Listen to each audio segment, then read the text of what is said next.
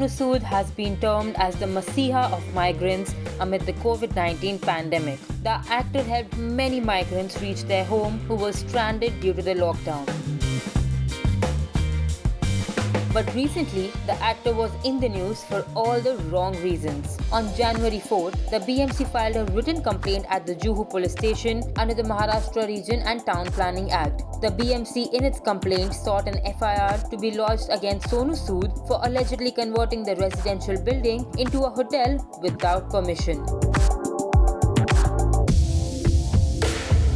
In response, Sood had filed an application in the Bombay High Court challenging the notice issued against him. On Wednesday, the BMC submitted its affidavit before the Bombay High Court in Sonu Sood's alleged illegal construction case and told the HC that Sood was a habitual offender. The BMC said, Sonu Sood is a habitual offender and wants to enjoy commercial proceeds of their unauthorized constructions and therefore has once again started reconstructing the demolished portion in order to make it operational as the Hotel Alpate illegally and without permission from the licensing department. At this time, the actor, known for his humanitarian acts during the COVID-19 pandemic, paid a courtesy visit to NCP chief Sharad Pawar at the latter's residence on Wednesday.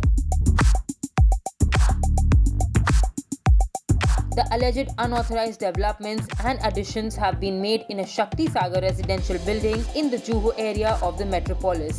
Sood, in his petition filed last week, said that he has not carried out any illegal or unauthorized construction in the 6-story Shakti Sagar building.